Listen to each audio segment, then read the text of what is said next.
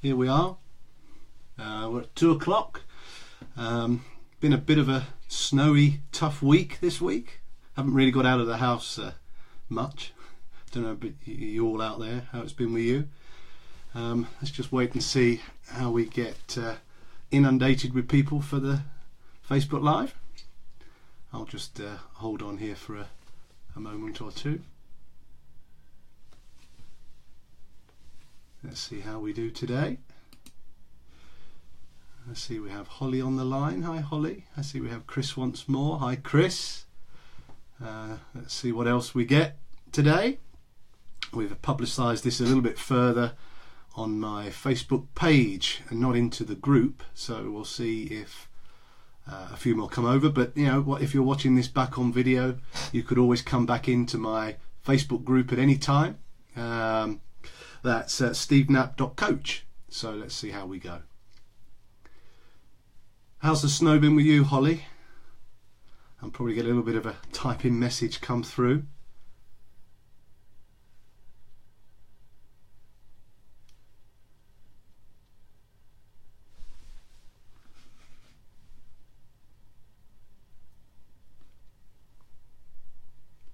Maybe you could just give us the thumbs up if you can hear me, folks.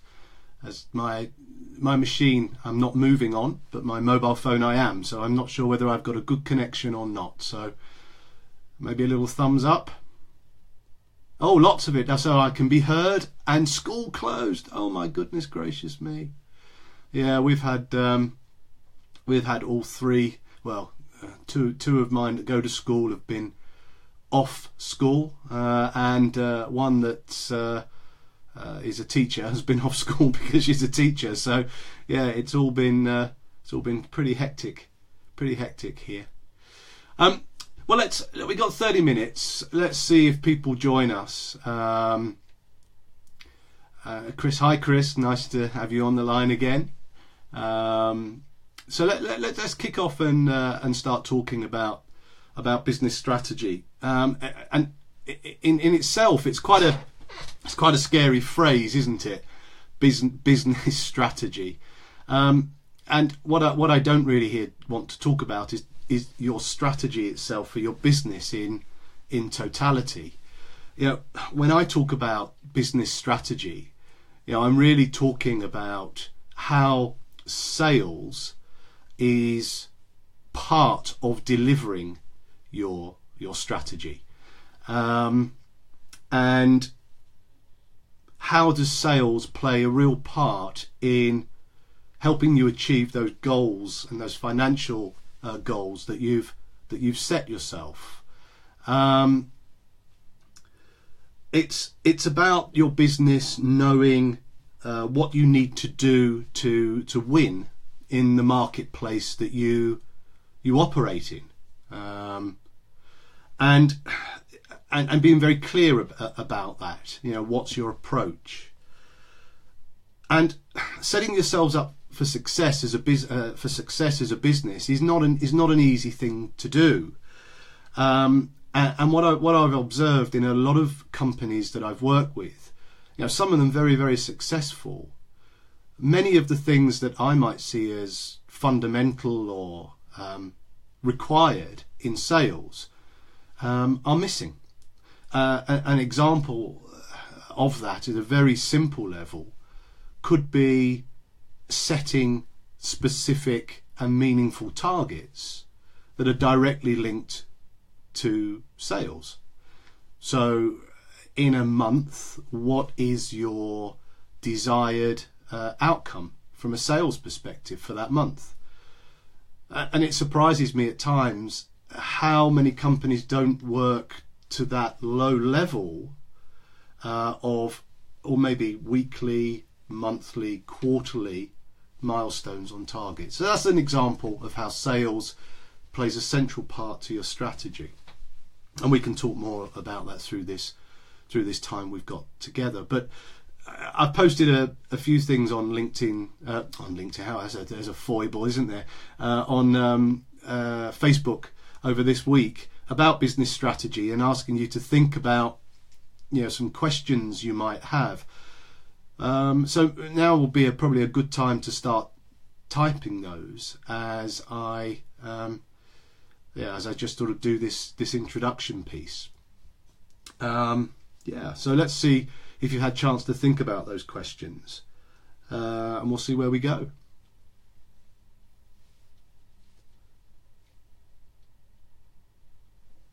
I'll just hold on for the small lag. It's almost like I'm in Las Vegas and you're in downtown Sheffield or something. Let's just see how this works. I mean, as you're typing, there are things for me in this area of business that I think are quite fundamental. And there are six areas, and this might get us thinking as we talk together. The first area is around customer intimacy, and as business owners and as maybe leading a sales team or whatever you are, does the customer actually fascinate you? Are you really excited when you have a call from a prospect? Are you really genuinely interested in helping building winning offers to customers, or does it does it try and help you a bit?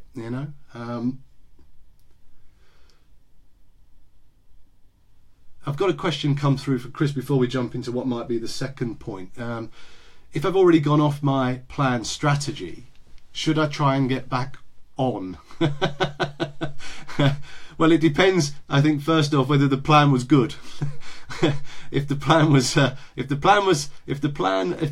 sort of taking you in the right direction, and actually what came in was something that was distracting but generated an opportunity for you, then maybe the strategy was working in the first place, right? And what you find that you have to do is just maybe adapt your strategy slightly, because one of the things that I've learned, and this is a great example, this Facebook piece.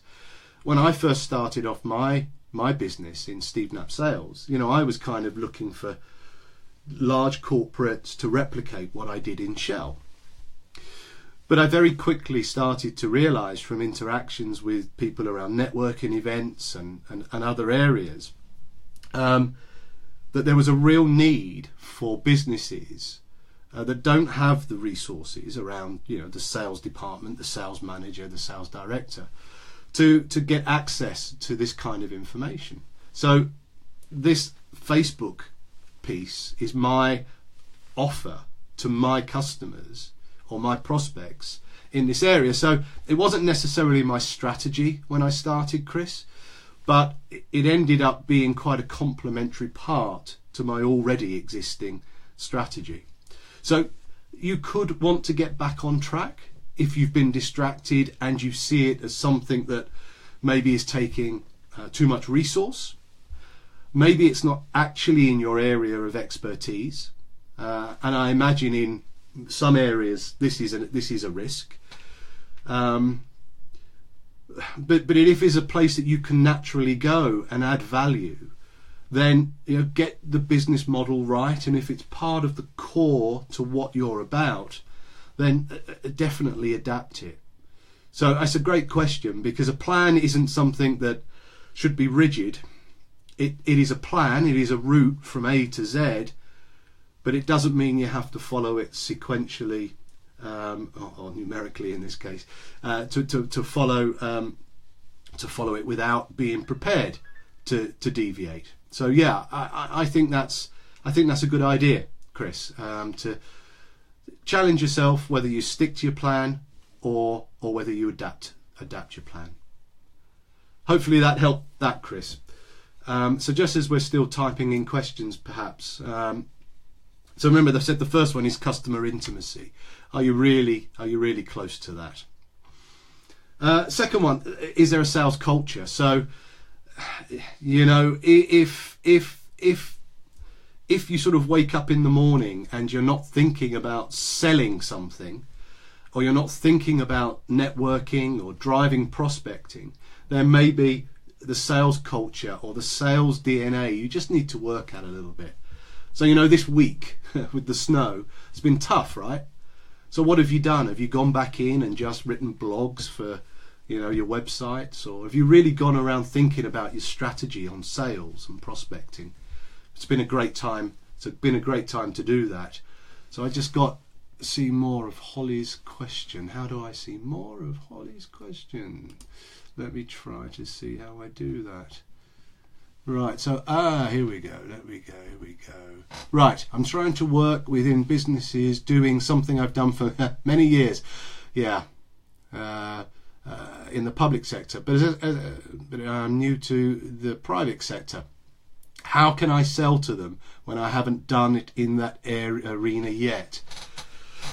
Yeah, I wonder if this is a question about your strategy, or if this is a question about confidence, and having that mental model that you like. You know, a golfer with their golf swing has a mental memory about how success looks like.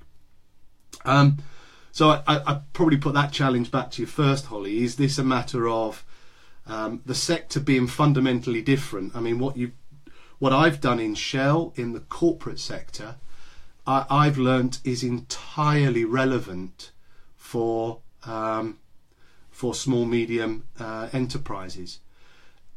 Some of my preconceptions when I came in was that, you know, what I know might be more complex, might be more advanced. I don't know if that's the right word. Or might not be as applicable to small and medium-sized businesses, but you know, actually, I would say if not entirely the same, maybe in some cases even more. You know, when I think from a sales perspective, and I'll give you this example before I come back to your question. When I think about in the sales example, some companies have grown so quickly that they've never actually taken the time, because they haven't had it, to really invest in their sales processes and really work through their sales strategy. And one of the things that I'm able to do through my experience in a big corporate is make that the tools, the activities, really useful and applicable for those small and medium-sized companies. So I guess back to your question, within your strategy, are you finding ways to make what you were successfully doing in the public sector applicable and relevant for the private sector? They probably are, and maybe it's just about language, changing the language. I would use acronyms for everything when I left Shell. You know, 3-letter acronyms were my life. And I remember once being at a networking meeting, and somebody asked me, "What did you actually just say for the last 2 minutes?" Then, and I thought about it, and I hadn't used the language that was appropriate to my prospects. So maybe one of the things that, after checking if it is your confidence and maybe that applicability, where is that? You know, are you adapting your language? You know, are you adapting from a public public sector to a private sector language that is therefore making it accessible and understood by your prospects? That would be a place that I would look. And the only other place that comes to my mind quite quickly, having read your question, is private sector clearly has more overt tasks, targets, shareholders, maybe more the shareholders than tasks and targets, but people have, you know, people that they're responsible to. So thinking about how your strategy impacts on their overall business goals is also a nice piece. Yeah, it isn't necessarily what you can do for that customer, but it's what you what you do does for your customers. So almost like their chain, how do you tap into the value that they add to their customers? And that might be a place to think about. In a distributor world that sells products, there is this model called sell through. So you would sell to the distributor, and the distributor would be selling to their customer, and ultimately the person that's selling to the distributor has to think about how the distributor sells to their customers, and maybe that's a space that you need to think about a little in your strategy. So there's a couple of things in there, Holly, and hopefully they'll help you a little bit. Let me know if that has maybe answered it, or whether you've got any complementary or supplementary questions that you want to ask there. Little thumbs up. Oh, they're good, aren't they? So we've talked about. Please just keep throwing the questions out. We've talked about customer intimacy, and we've talked about the sales culture. The next one is about is your sales and your marketing activity aligned? It's quite often that I see this when I go visit customers and companies where the salespeople are out in the field selling one aspect of the offer, and the marketing team are marketing on social or in brochures or advertisement on TV. They're marketing something completely different. So there is this real important piece that what you're putting out into the world is actually complementary and to what you sell. So sales and marketing alignment is really, really important. And if you have a sales or a marketing department doing all you can to ensure their activities and their actions are aligned, will deliver you far more in terms of your aligned business strategy. So yeah, then we move into the fourth area of the 6 in this business strategy that I look at. I look at sort of recognition, and I know that people like to be recognised, and that could be as much as a well done, as much as maybe winning a gift card or a holiday. But recognition is such an undervalued tool. And that's not just for if you employ people, right? This is for people that help you do stuff, people that are actually part of your business ecosystem. Your suppliers, your providers of service. I mean, just think about the impact of recognising and how that positions you and therefore represents your business as being sort of very, very sort of forward in this space. So if a company, a business strategy doesn't think about recognition, then actually it's really quite one-dimensional, because it's not helping drive discretionary effort from people. It's not creating a value of where people feel good to work. So and you know what it's like when someone says to you, "Hey, that was a good job, well done." It just lifts your spirits a bit. But it's really important to be part of a business strategy. I've got another question here. Let me read it. I've heard people say that if you don't get feedback, then that's good, because no one's complaining. Should I push for feedback and testimonials? Well, I mean, this piece about feedback and testimonials. Yeah, no news is good news. I don't agree with that. I just put a sales tip out into my social world, and you can find it on the channels that starts to talk about in a sales process. You should be asking for feedback at every step of the sales process, right? Because a lot of what people do in a sales world is get to the end of the sales call and then say, "Can I take the order now, please?" And they're told, "No, you lost me some way back there. You just haven't checked in." So that's a very tactical piece about feedback. But feedback is really important, that you continually seek feedback, because you're able to, through that feedback, continually improve, enhance your offer, which comes a little bit back to the sort of sales and marketing activity, a little bit back to that customer intimacy. If you're not finding ways to actually listen to your customers and your prospects, you're a little bit, what do they say, one-eyed man is king in the land of the blind, and that's kind of where you are. Now, the thing about testimonials and referrals, I mean, these are gold dust, and there's a significant percentage of business that's won because of referrals and testimonials. I mean, just think about your life as just a regular old consumer, right? You probably never before would have taken somebody's word on one of these sort of Amazon sites. Somebody you don't know, maybe on TripAdvisor, somebody you don't know saying, this is a good washing machine, this is a good hotel. But you actually actively seek out that kind of testimonial and base your buying decision on somebody you don't even know. So can you just imagine the power of a testimonial from people that your industry knows? So testimonials and feedback most definitely should be part of your business strategy.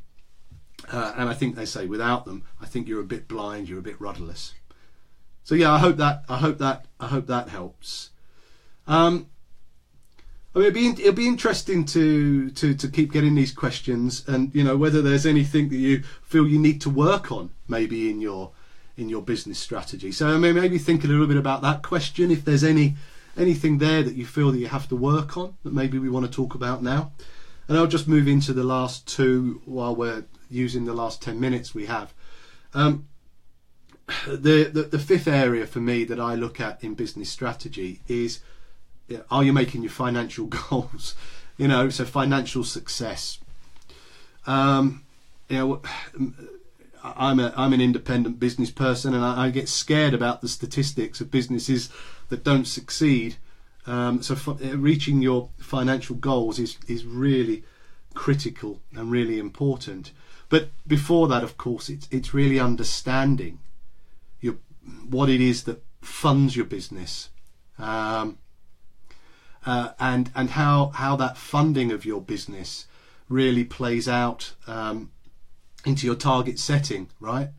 So if you think about making your financial goals, that's not just about making your sales targets. That's actually about making sure that all of your business has been costed, your approach to your market, your investment in marketing, your investment around your social media campaigning, all of that needs to be brought into your sales and your financial results. So just thinking about the sales in themselves is a good place to start, but there's much more around this. Keep throwing the questions in, because there's some interesting ones that we've had so far. And then the last one, the sixth one that I have in this space of business strategy, is continual improvement, and that's continually always looking to improve your sales processes, always looking to improve your sales effectiveness. The amount of companies that I've been to that actually this is something that they don't invest in. They don't invest in looking at how they can continually improve on their approach to customers. And I take that, I'll give an example of how significant that can be with changing technologies, right? I mean, we all know stories about companies that have gone bankrupt because they haven't adapted, and I guess Kodak, the film company, was the classic one, still producing film camera when digital came in, and look what happened to them. But I'm not saying that's what. That's not saying, I don't know what's going on here. I need to add. I've got all sorts of things. Oh, right. Oh, there we go. Let me just come back to the point about continually improving.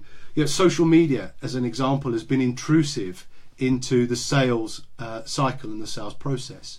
60% of customers now do their research online before they invite you to the sales into the sales cycle, if they invite you at all, right? So that's an example about how you always have to continually improve, let alone innovate. So question come in, I need to add follow-up calls to my sales strategy. I've got another one coming. Yeah, Maplin, another great example of a company that didn't adapt. Question around, do I need to add follow-up calls to my sales strategy? I mean, that's really an interesting one. Again, I find all these questions fascinating, of course. But following up, I've got some stats that I'm just going to reach over to. I mean, only because I think some of them are alarming. 48% of salespeople never follow up with prospects.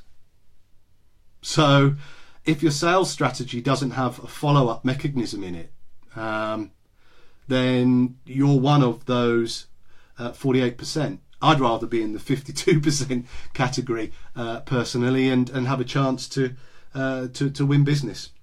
And only 2% of sales are made on the first contact. So if you think that by talking to somebody you are going to win a piece of business, it's incredibly unlikely. 80% of sales are made between the 5th and 12th contact. So follow up to your sales call, your prospecting, is really important. So it's not just about one sales approach. It's about building the capability to visit customers, prospects more regularly, complemented with this sales and marketing piece that we've spoken about already, and really being fascinated about customers. So hopefully that helps answer that question. I think we got, let me just check the time. I think we got a couple of minutes more. So let's just see if there's one more question that have come out. But just whilst I'm wrapping up, I'm often told to say things because I forget them. This one's in my self-interest to say it, but just to say, we've gone live here on my Facebook page, but my Facebook group, SteveKnapp.coach, has a Facebook live every other week. You have I do a Facebook Q&A every other week, and you have access to me on a regular and more intimate basis. So if you came over to that page and signed up, you could get a bit more of this, and we could be a little bit more one-on-one in terms of our relationship. So that'd be really great. So folks on the call, I hope that's been helpful. It'd be great if we could get some of those little emoji things coming again, because I thought that was quite funny when that happened. Lots of little hearts and thumbs, and none of those angry face things. But I hope you all, I hope you've got some value out of this. I have. It's been a great opportunity to share some thoughts. Here they all come. That's really great. I love all that. And have a super duper weekend, and we'll talk very soon. Thanks a lot.